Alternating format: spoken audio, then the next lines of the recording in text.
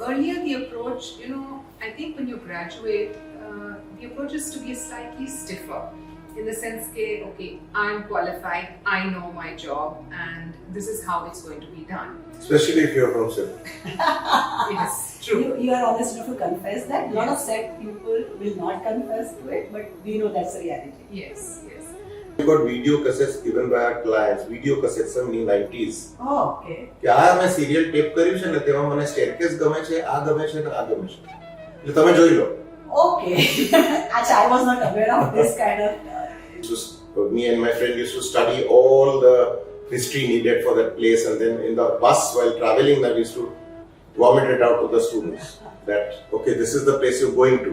So they are in awe when they see the place, and they were really in awe because Rajasthan is a beautiful place by itself, and there where small things mattered, we used to tell them, and that is how I learned teaching from Mr. Doshi.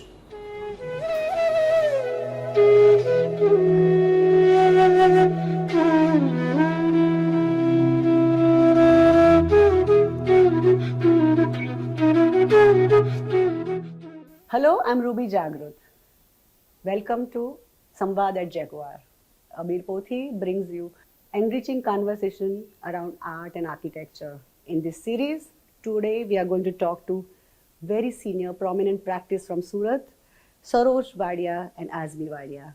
They have huge experience when it comes to architecture and teaching. They are partner in practice, they are partner in life, and their partner in crime, which Saroj has denied just before a few minutes. Welcome to Abir Pothi and Abir Samvad, and I'm very happy that I'm talking to you people today. Thank you. So let's start with Saroj, because he said I started my career when I was a student. I was also teaching in SAPT. Even before I started my practice, I started working as a student and assisting Mr. Doshi in teaching. So, and Mr. Doshi is, B.V. Doshi is a legendary architect. He's no more, but we are here, and architecture is very much here because of him that we can say. He was a pioneer, starting set in Ahmedabad. Can you please share your experience with working with Mr. Doshi? People talk about Mr. Doshi, the architect. Yes. But even greater as a teacher. Is it? He was a great teacher, and I joined him as a trainee. And luckily, I was very interested in photography. I used to be the darkroom in charge in my college, in SEPT. So obviously, when Mr. Doshi got a space to display in the Venice Biennale, which he got the largest space, they give running meter area. So Mr. Doshi had the largest area to cover, and he had a lot of projects by then. By the time I had joined him, I was a very young student, 4th year. So, and because of my photography experience, when he was trying to put things across, people noticed me. His consultant photographers noticed me and said, Saroj is with you, so why don't you put him on the project? So being a trainee, you don't get any value in the office, because the office of that time also, I think 40 people were working with him. So I was the last rung in the chain. 3 trainees, 2 from Chandigarh, 1 from Ahmedabad, and we were the last rung. We were kept away in a mezzanine and tucked away there.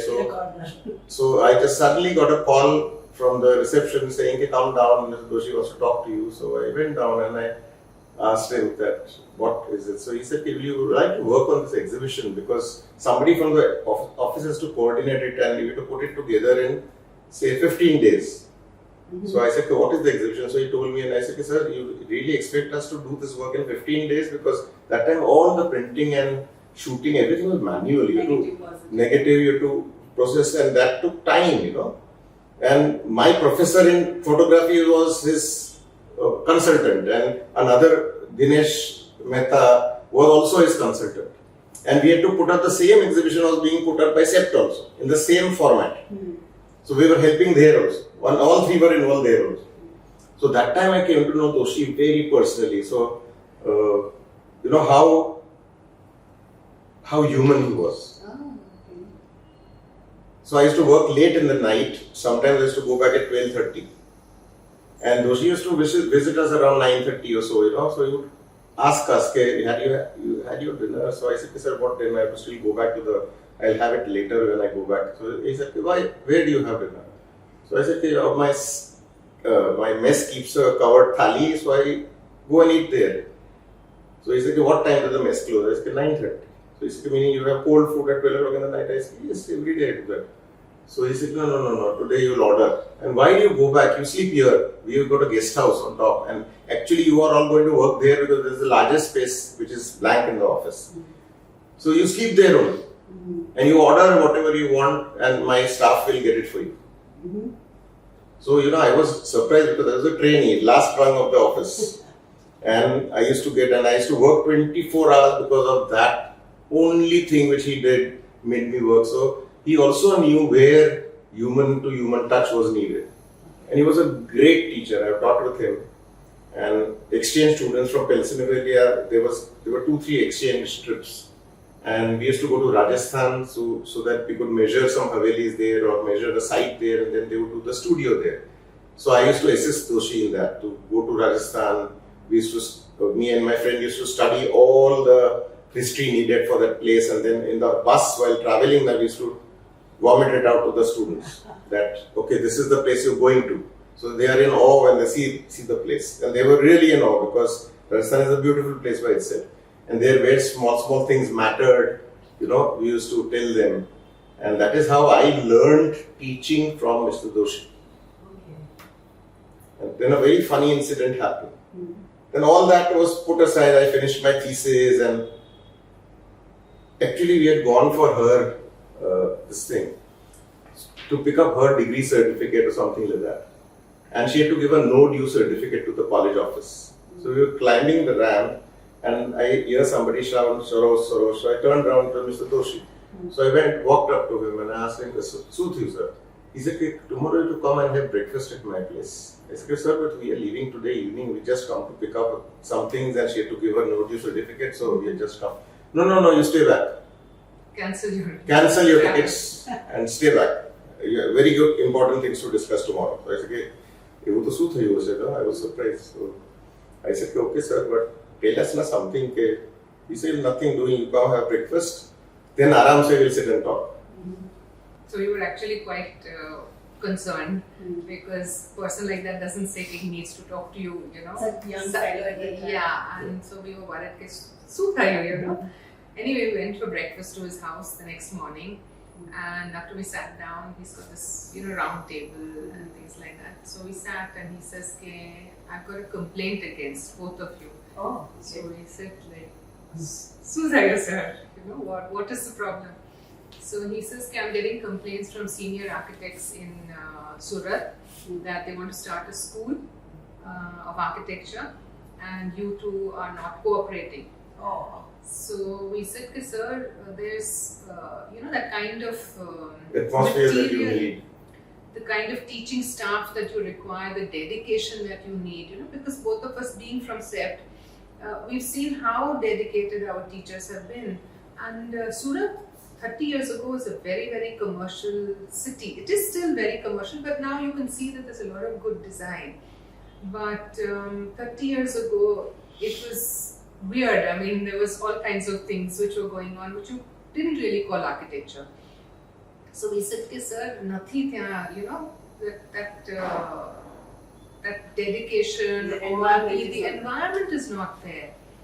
So he says, but instead of being outside of something and cribbing and complaining about it, get involved and do something good, do something positive. And that is how Saroj and I both got involved in what is now the SCET College of Architecture, the Faculty of Architecture. So we got involved at that time before, it formalized while the syllabus was being made and things like that. And then we chose to continue to be there. We're still very much a part of SCET, but we never got involved as full-time faculty. Okay. So we are very much a part of it. We both like teaching. I think it keeps us young, it keeps us on our toes. It also improves our relationship with our own children because you're constantly dealing with young people who are so I've got ideas which are sometimes wild. Who are curious, and it's really nice to. I like to find teaching very therapeutic, actually. Okay. And and studying too, in fact. Of course. So I think my guru, Tufan Rafai, with whom I've learned next is to tell that you have no idea how much I've learned from you. You know, so it is always a win-win and vice versa situation. Yes. So along with the teaching, you also build your practice, right? That's what I have understood from your conversation which we had earlier. So how do you balance these two? And does being a professor or a teacher would help you being a practicing architect, or it sometimes not a good thing to have? No, I think it's a very good balance. It's a very good balance because it gives you a fresh perspective. Mm-hmm. You know, if you're in practice all the time, I think tendency is also to say, okay, you know, tyan karelu che, you know, why don't you just look up that drawing and see how we can modify things. At least in interiors, a lot of that happens, you know. Mm-hmm. You have templates which are, you know, then modified slightly and they're reused. But when you're constantly with fresh blood, you know, with you there's so many fresh ideas. You have to read up also, right? Meaning you go into class and they have questions. So if you're stuck in your office all the time and you don't update yourself, then you're not going to be able to relate to the younger generation. You know, there's something going on Pinterest, there's something going on Instagram, which we are not very conversant with. But at the same time, we think, okay, chalo, chokro ani baat kare che, to let us at least see what is influencing them. You know, then you can also give feedback, or you can guide them correctly. Okay, this is something which is flashy, this is glossy, but this maybe doesn't have depth, or you know, or you need to look at it from a different perspective. So I think sometimes yes, it does eat up into our time, but like I said, we enjoy it. So Nice. I have a different perspective on it. That yes.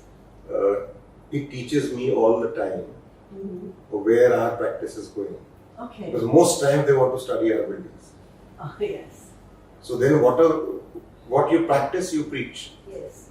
So we realized very early in life, in our first few designs, that our students are going to see it. Yes. So Constantly scrutinize your work. Yes. Okay. So then we can't do mediocre work, we can't do work which, you know, they'll come and say, okay, bhai, this is done by somebody, you know, because finally they'll find out who's designed it.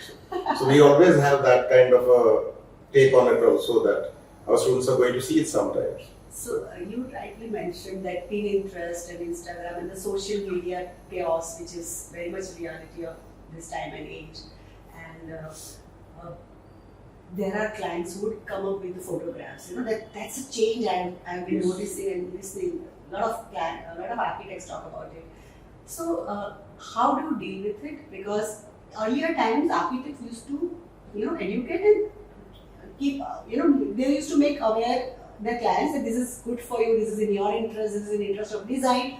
But this time and age, people would come up with the photographs, a building designed in Sweden, building designed in Japan or somewhere, and there's something like that. And you have to also cater to that. You also have to be very, very objectively see where it is coming from, and also maintain and retain your philosophy and your design sensibilities. So how do you manage that? Because you constantly also, on one hand, you are saying you're working with young generation, so you are also aware of the madness which has started along with the architects, you know, because of the social media. So how do you retain this, and how do you strike a right balance between these two? So this has been happening not of late. It's been happening from the very initial projects, particularly when it's a residence, because then there's then you know your references are TV serials. Okay.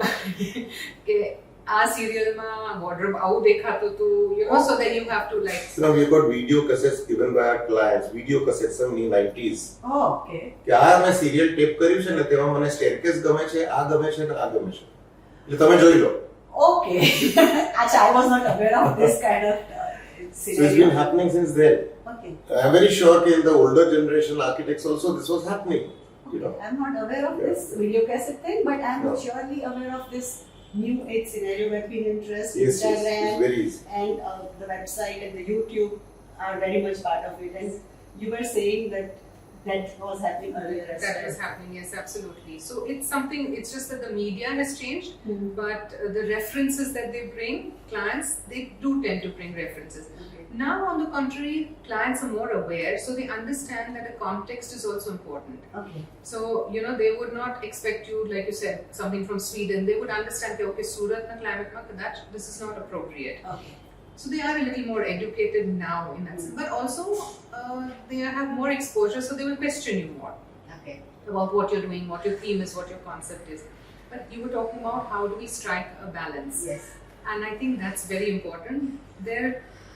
Earlier the approach, I think when you graduate, the approach is to be slightly stiffer. In the sense that, okay, I'm qualified, I know my job, and this is how it's going to be done. Especially if you're from Surat. Yes, true. You are honest enough to confess that. A lot of Yes. set people will not confess to it, but we know that's the reality. Yes, yes. So, and because of that stiffness, we even lost a project. Mm-hmm. And we did not lose it to an architect, we didn't lose it to an interior designer, we lost it to a model maker. Because there's this law in Surat where you have to leave a margin of say 3 meters from the road, and in that margin we had created a raised garden, and there was this entrance portico, the entrance to the to the house, where we just had a cantilevered slab on top.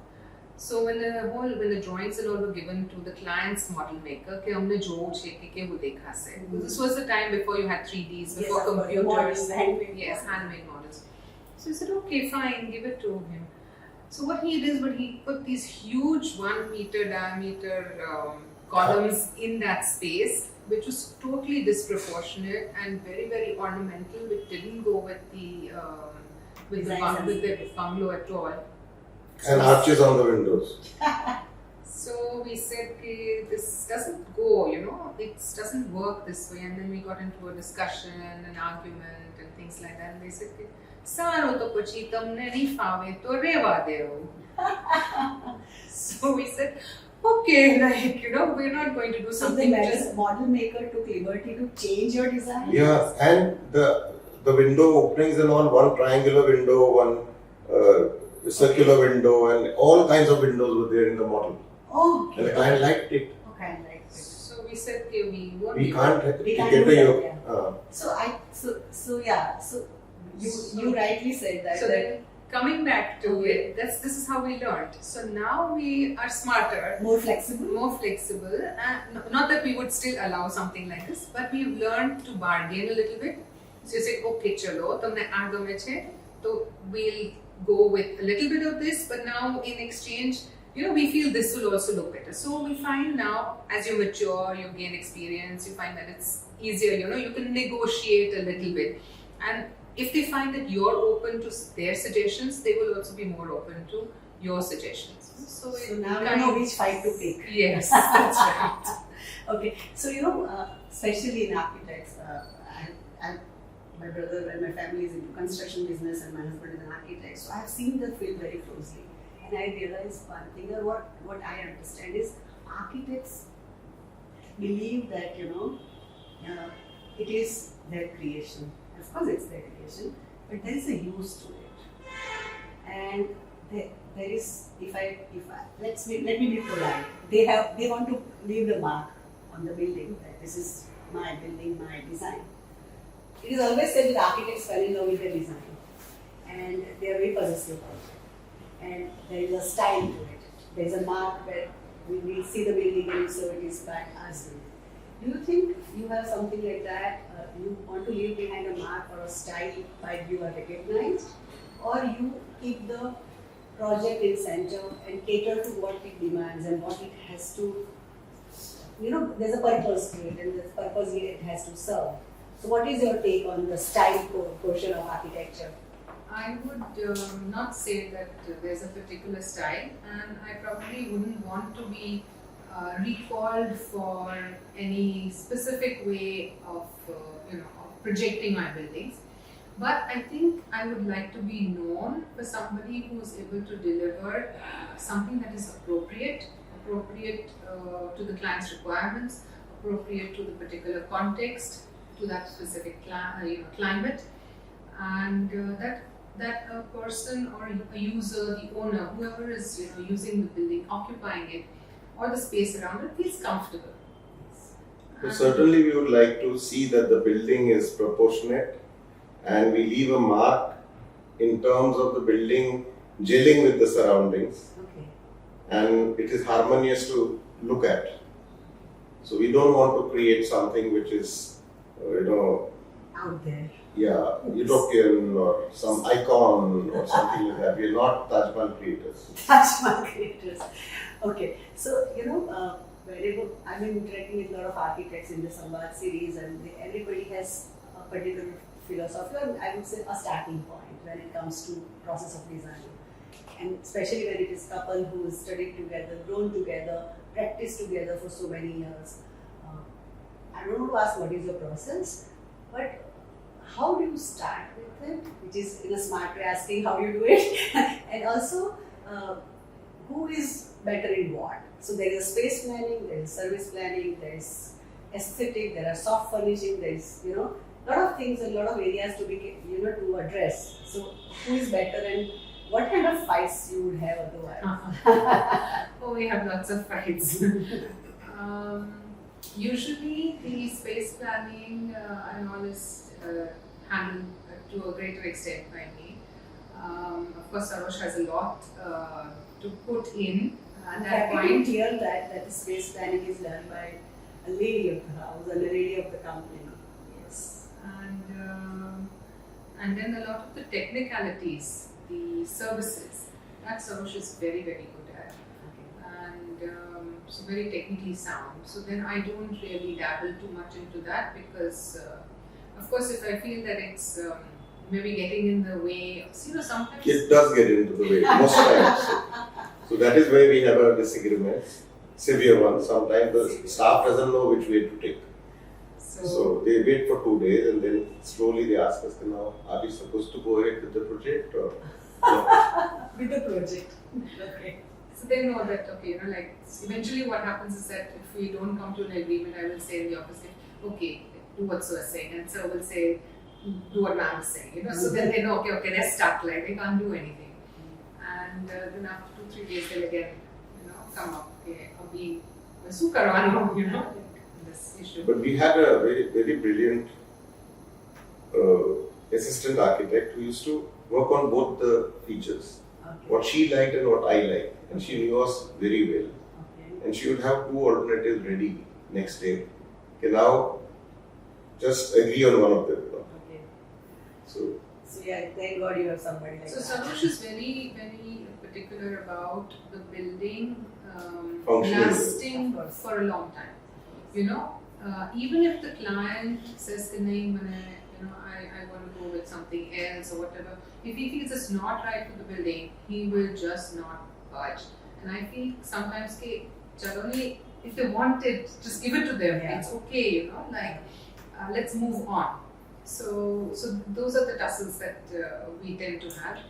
And talking about falling in love with your design or your project, that's something that we tell our students right from day one. Don't fall in love with your work because there's nothing. There's always something you can do better. So don't think that this is the ultimate. This is the the final that you're going to do. And I remember in set they used to make us tear up our drawings. We're not that mean. We don't do that. And of course their drawings are digital, so it doesn't make much of a difference. But when we were students and we were asked to tear up a drawing, it really hurt. Yeah, I did. So Once my guru just showed a painting which was on a handmade paper, right. and I was not happy with the composition. I keep cribbing that I'm not happy with the composition. I'm not liking it. He just wait, he just stood in front of me. I'm like, and then he rotated the painting. And I said, why don't you see it like this? Right. And it became a new painting. And I'm like, okay, that is why he's a guru and I'm a student, But yeah, that I know that feeling. I know that it hurts, and I was like so angry with him to start with. What are you doing? Well, I don't like the composition, but it's my painting. You can't just tear it off. But I think I understand when you're saying that how to remain detached from the project is very important. And I think lately, maybe it is the pressure of competition, maybe the pressure of finishing project fast. The templates are being readily available in the office. You know, templatization of building, that this is for service area, this is for landscape, and then you will eventually, all the buildings start looking like each other. You know? So I think it is very important that one who's designing the project do that journey every time when he got the project. And that's something which I see in your generation very, very diligently. You know, I see all the senior architects, they say, no, it is always a fresh drawing, a new drawing, it's a new project. It starts with a blank paper. But younger generation, I have seen this, that they are doing 40, 50, 60 projects at one time. So how do they manage to do 60 projects at one time? That's a question I normally ask myself. It's very simple, it's cut paste. Yeah. Okay. So it's so simple for that generation to do, but for us to repeat something which we have done, we think twice. We are charging this client a particular fee for giving something which is exclusive. Yes. And then we are actually cheating him by putting something which we've already done. Yes. So there is another thing, like we talk about Instagram, aware clients, aware society. People talk about sustainability, people talk about minimalistic. These are all fancy terms, wabi-sabi. People are talking about having a Zen. I feel Bichara, he's become a part of a spa decor. everywhere. Nobody is wanting to read about Zen, but he has become a spa decor. Yes. So, you know, all these fancy terms people keep tossing in their conversation, and it may sound very intellectual at times. But what is your take on this minimalistic and sustainability and all these fancy terms which architects usually talk? Because you are senior people, you have been teaching this young lot which comes up with all those, you know, terminology. So that's why I'm asking you, what is your take on that? And are we really Indian or minimalistic? I don't find Indian to be a minimalistic, you know. In our thali mein 15 vastu hai. We just don't eat a bread or a meat. We eat like 15 things at the same time. So my mother used to tell that the way you, if we tell it in Gujarati, that is how we are from that culture. Yeah. So what is your take on minimalistic? Actually, see, before this whole thing started about green buildings and sustainability and all, I got a subject to teach in 1999 when it was nobody was aware. And it was called energy efficient architecture. Yes. It was an elective offer. And there were 2 electives offered to the same batch in 4th year. And the other was product design. And unfortunately, I used to get 75% of the class in mine. No, 75% with me energy efficient architecture. Oh, okay. And it was such a new kind of a topic that I myself had to learn. Okay. So that is when I started dealing with sustainable buildings, minimalistic approach. And that is what I found was that, see, whenever these things come up now, it is due to the lack of money and the lack of resource, and which India always lacked. Yes. We had palaces, but we had very poor also. The Raja used to always feed 1,000 people a day. That is a common thing. Why? Because he had poor people. So he would get rich. We go and praise Rajasthan palaces or palaces elsewhere in India, but you don't understand the oppression that the Raja would create to get that money out of people. You know, but there people didn't have a choice. Here we have a choice to fight with the government. कि चलो भाई income tax नहीं दिया तो red पड़ेगा, उसके बाद 10 साल केस चलेगा, उसके बाद शायद अपन छूट जाए. बराबर है. So that was lacking then. The Raja decided then and then whether you stay alive or go in the jail or what. So it was like that. So nobody evaded anything. And people were poor. And that is why we are minimalistic in our approaches. But whenever there is something, there is opulence to be shown, it is also India. That we have palaces now. We have the carving where the payment was done in gold dust, like Delwada, where the artisan was paid by gold dust of the amount of marble powder that he collected. Yes.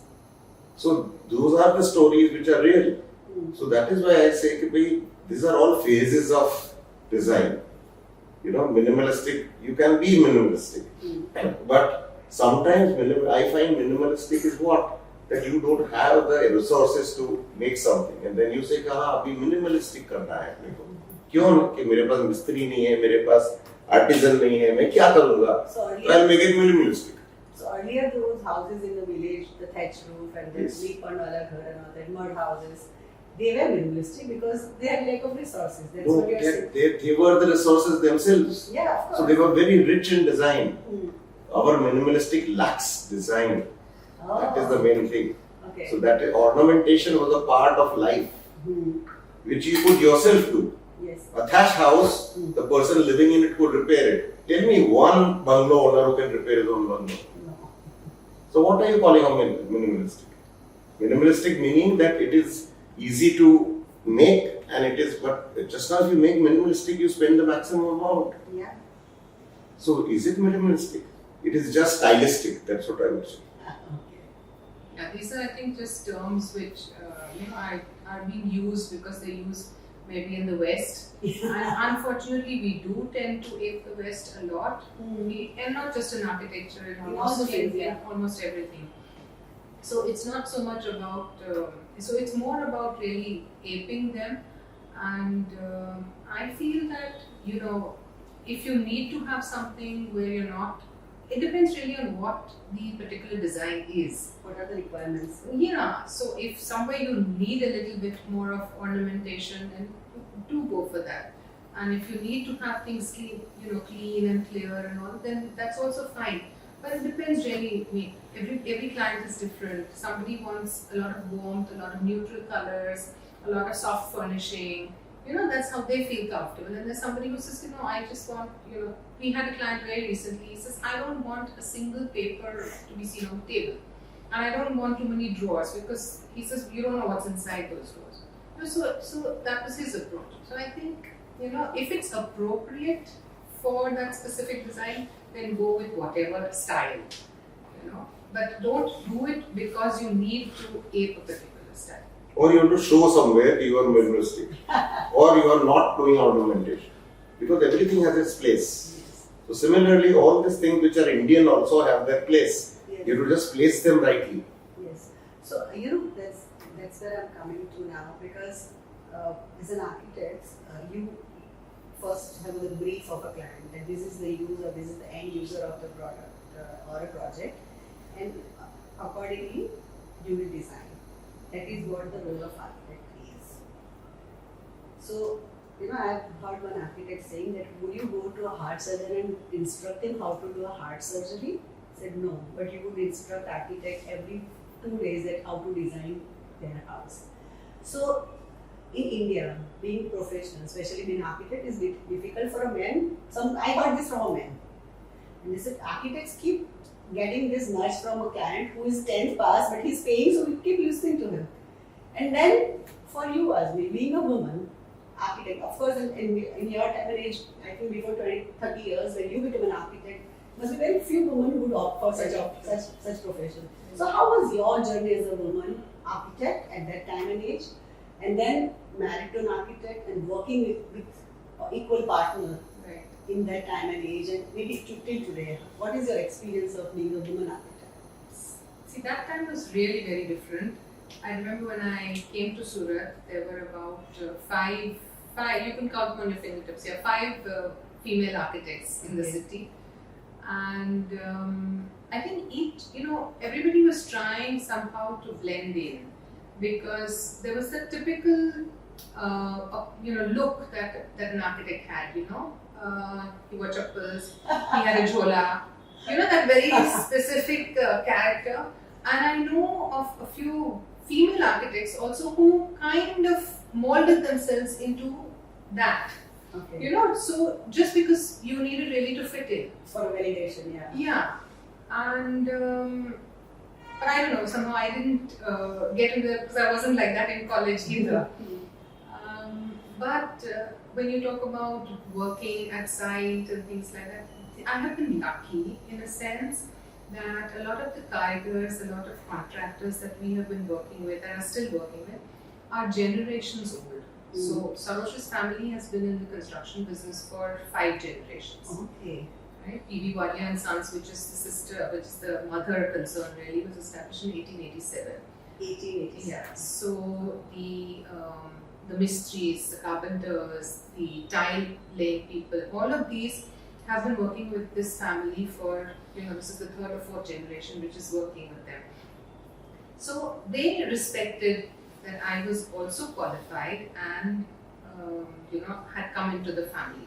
So that the respect was there. But when I started working with mysteries or other contractors who were not familiar with the family, somebody new, and I remember once very early in my career that I was explaining just a simple table, to this mystery. And he says, "Bin rava deo nahi, sahib aagi na samjhao se." Okay. So I said, "Na." I said, "After amna samjhi laiye, પછી તમને હજી doubt હોય તો પછી આપણે side પર પૂછશું." Okay. So then he got it. He says, "No, she's not going to budge." I said, "તમે સાંભળો, like listen to what I'm saying."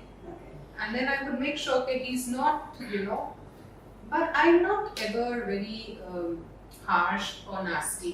And I feel that eventually people will recognize you for what you're, I think you What just you have are. to be a little more patient. And that's true for anything. It's not just about Architecture. working and as an architect. Meaning it's also true when you're on the board of, say, not a company, but maybe board of studies of an institution. I find very often that men find it very easy to interject when somebody's talking. Talking over you. Yeah, but women don't usually do that. They wait their turn, and sometimes the turn never comes. So you have to learn maybe the hard way, or to push yourself a little more. That you need to be slightly more aggressive. But then again, there's that very fine balance, because if you come across as too aggressive, then that's a problem. Okay. So there are these issues, and I think they're in all fields. But yes, architecture definitely more so. Because I think you're out there, you are on site, you're working with laborers, you're working with a lot of carpenters, you're working with plumbing contractors. And all So site was one issue. Going to the corporation was again a completely different issue. Even today, if I'm today maybe not so much so, but say Today there are at least 10 to 15% girls working in the corporation who are our students or who are from other graduate engineering courses. They are working there. Okay. When she came in, no women in the corporation. Yeah. So when I would walk in with him, I know that there were these eyes following me constantly. Who is this lady? What is she doing here? Yeah. You don't belong here. Yeah. But the other point that you made about working in the profession, and basically whether irrespective of the gender of the architect is told really, he's given instructions. See, the difference between other professions and our profession is when you talk about a doctor or a lawyer, it's always that the client is in trouble. And then go to them. And therefore they go to the lawyer or they go to the doctor. So it's haji ha. They will listen. But when they come to an architect, they are the bosses. They've made the money, they have the land, they have the property. So they're already rajas. Right? And they come with that psyche, no? Yeah. So therefore then they feel that they can tell you what you should be doing. So what we do normally is to avoid such things. We listen to him.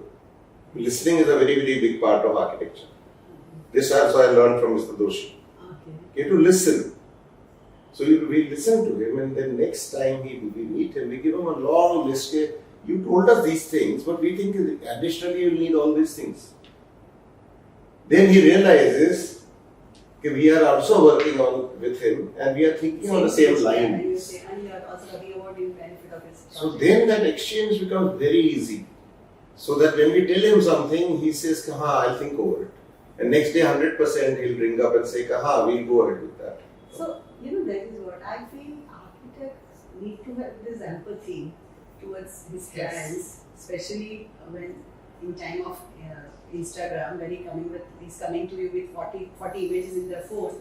And also, as you rightly said, you have to have patience and listen to them and have that empathy towards him to give him chance to share whatever Yes. they want to share.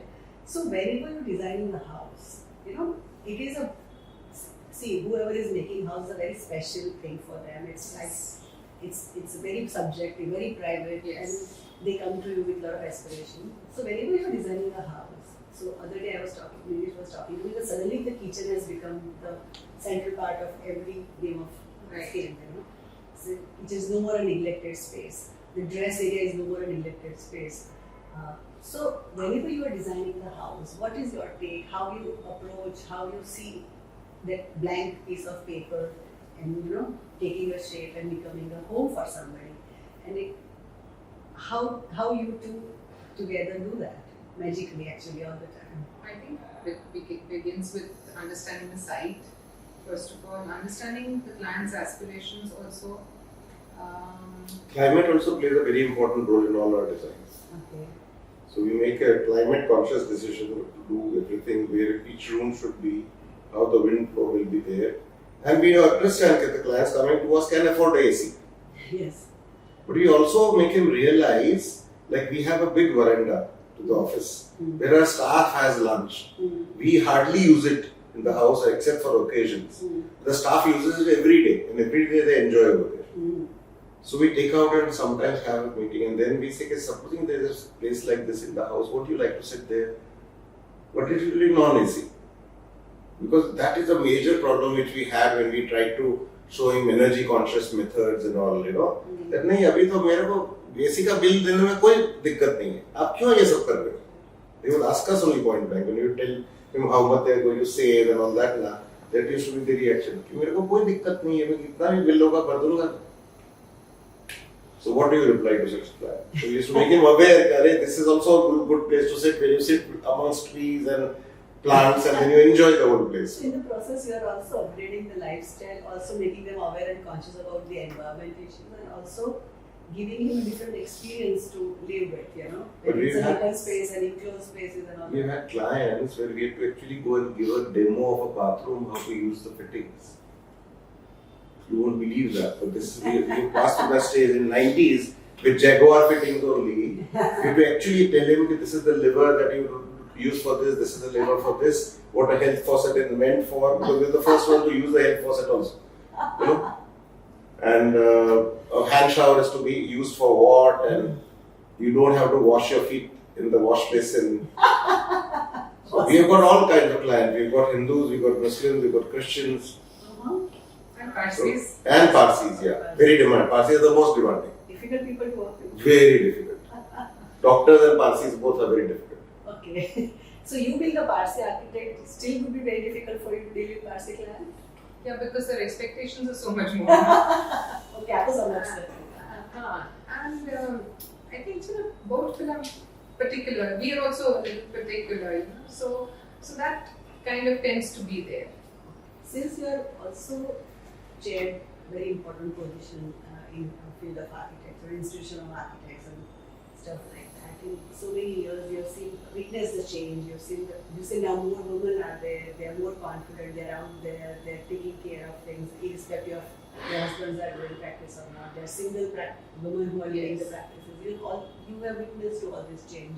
So when you chair such senior position as a woman, what kind of change you wanted to see in the current way the whole thing is functioning?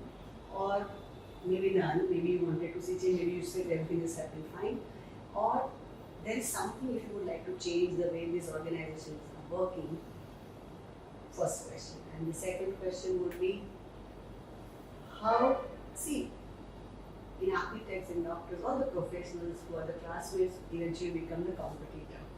So where you can function in the organization that everybody is architect and you are working towards a betterment of community, but outside that office everybody is competing with each other. So what is the game like? How do you see that? I think yes, competition is there. So if I answer that first, but I think in Surat we're quite content in that sense. People have sufficient work to do, and I've never. It's just maybe very initially, when we started working, that one of our projects was hijacked by a very senior architect, by undercutting fees. And we went and met him also. Oh, you did? Yes, we went and met him because we said, "Okay, sir, we are just starting out, and if this is what you do, then it's not fair." So he said, "See, I don't let any project go. If there's a client who walks into my office, I will even if I have to do it free, I will do it free. I will not let go of a project." But then, see, nobody's going to do anything free. Nothing comes for free. So eventually, he's going to make his money from somewhere else, and that's where the commissions and the cards and all of that comes in. But I think today things have changed a lot. Even when we look at developers and builders, earlier they had the tag that builder lootwaj nahi kar raha hai. But today I don't see that. I think they actually want to give quality work. So I think in Surat, this scenario has changed a lot because of the School of Architecture, which is now 26, 27 years old. And we have a lot of award-winning works and designers in Surat. So things have changed a lot. And I think it's very much for the better. And since you are closely associated with a lot of young architects, what is your message to young architects? I think keep doing what you believe in your heart to be correct. And I'd like to quote also my Guruji, Guru Wadki, who was the director of the School of Architecture when I studied. He was also my design subject teacher. And he said, "Don't sell your soul for a handful of rice." So I would say that. I said, just be true to what you believe in your heart to be correct. I think you can't go wrong there. But I would see another facet of the whole thing. When you're growing up, becoming an architect and all that, now you tend to run till the last mile to get a project. So I would, even if it's very easy, even if your own father's bungalow, take experience first. Work with a good practice, not a very large practice. Don't work with an office contractor or a... We're just bringing coffee. Yeah. Indians are bringing coffee. Yes. So you work with somebody whose office size is comfortable for you to know what is happening. Work for that person for at least 2 years. Even if you are an interior designer, same thing goes. We have a lot of our students ring us up, "Sir, site par aao the shu karo." So because they're lacking that basic knowledge and they're testing themselves out for the first time, so it is better to test yourself out when you're working for somebody. So you highly recommend that if one architect Everybody works for 2 years. It is for 2 years. Yes. So they know, because in college you are in a very protected environment. And you are doing something which is academic, which has a lot of theory in it. Maybe in practice it doesn't work. And it is very much possible that you are a practicing architect who is also teachers. But 90% case scenario, the teachers are not practicing architects. So they don't know what to impart as a knowledge when it comes to the practice part of it. Or they are very well, they're the highest graded people in the academics. And that's how they get their job. And they never come out in the profession. Like, though the Council of Architecture recommends that at least 30% of your staff should be practicing architects. So that is a very, very necessary thing. I think that is where the learning happens, right?